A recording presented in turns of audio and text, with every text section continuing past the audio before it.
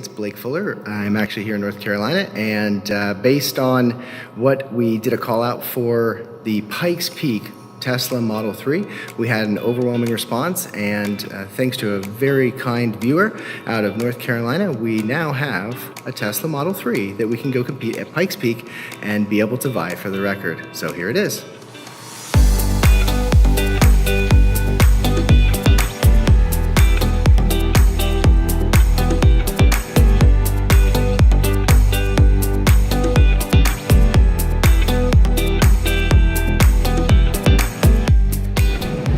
All right, so we're making our way down from North Carolina to Florida, and I'm driving the Model 3 Performance. Tori is behind me just a little bit right now. She's been kind of alternating between taking the lead and being behind. But the interesting thing right now is that I figured I'd do an update because we're at about 50% state of charge, each of us. We had both left with 100%, and we've been basically between 70 and 77 miles an hour most of the way. And what is very interesting is, so on the app, I can go and look at what the Model S has, and it has 51% state of charge left. The Model 3, at the same time, was at 49%. So I'm actually quite surprised because as of right now, the Model S is getting a little bit further range than the Model 3 Performance. We'll see how this goes. There are some reasons that could be as to why that's happening. Could be the fact that this does have brand new tires on it, but they are a 235 20-inch. The Model S has a 245 19-inch, but it is less tread wear and a little bit more aged tires. So obviously there's a lot of factors to all of this, but two cars on the same route, covered about the same distance over time, and both vehicles utilizing the autopilot as much as possible to really get a consistent data set. So we'll see how this goes. Good stuff to learn.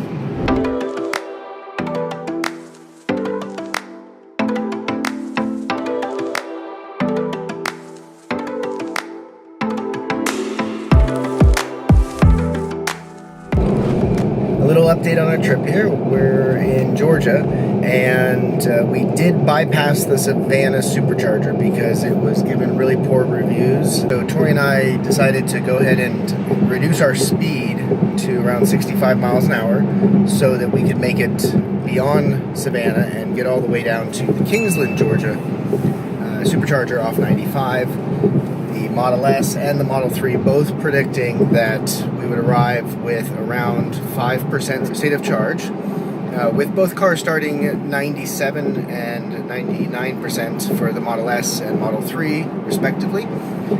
However, as some of you who are Starbucks lovers, and I think that accounts for about 80% of Tesla owners, I think the big question is, if you're hankering for a coffee, so to speak, as they might say in the South, is if you owned a Model 3, would the faster charging speed, most other things being equal, allow you time using a Tesla app to pull off the highway, grab your coffee, maybe have a quick restroom break, and then rejoin, go to the same supercharger as you would have if you had not stopped and had a Model S, and once charging is complete for both vehicles, basically be at the exact same point of time and travel, but with the extra convenience or luxury of stopping for coffee.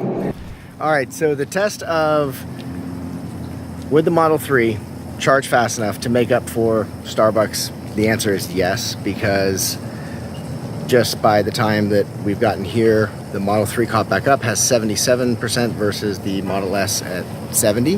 However, we have another problem now. So it seems that the rear tires on the Model S are, there may be a little bit too much toe in that from our settings from the track, and it has quickly worn away the factory 9-inch tires. They're perfect, but they're perfectly bald, meaning there's probably about 1 to 2 30 seconds of rubber left. So we're making a quick decision to run to Walmart and get a jack.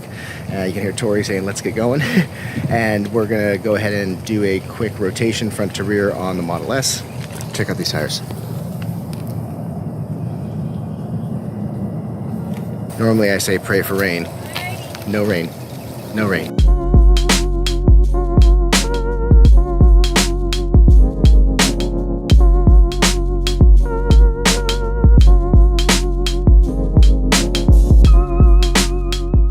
I'm actually going to try track mode. So we'll read what this all says later. We're going to hit track mode, turning it on.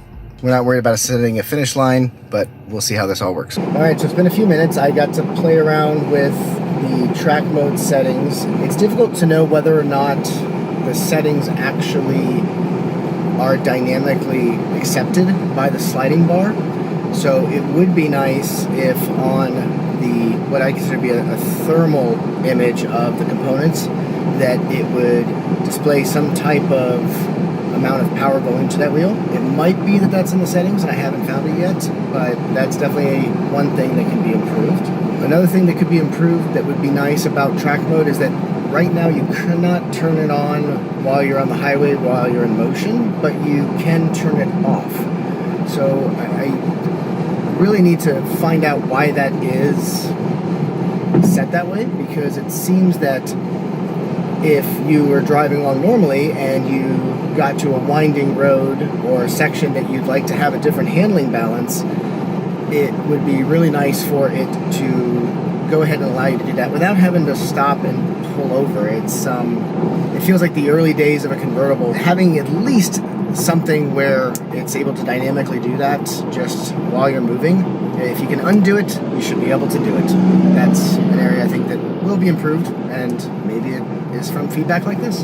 Unfortunately, with track mode, you cannot have autopilot or cruise control working. So that's a little disappointing, because when I did Pikes Peak, there was no track mode, but we were able to at least play around with the autopilot and see how it would function for some unique things we did out at the peak.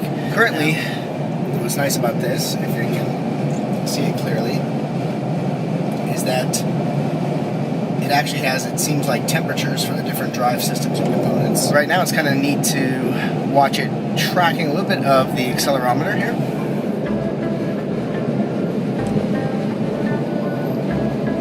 Once again, track mode version 2, checking it out for the first time on the highway of all places.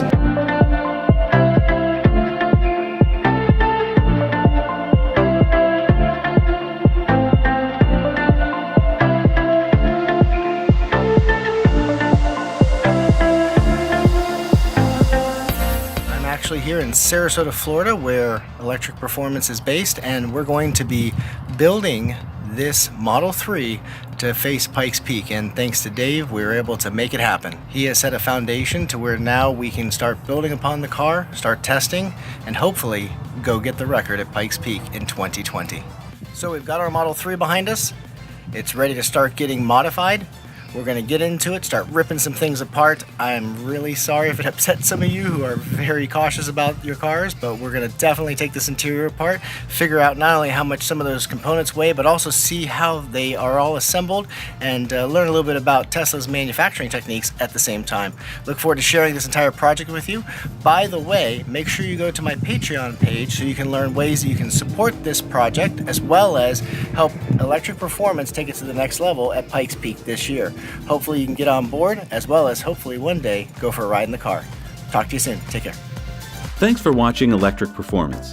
Please subscribe, share, and hit the like button.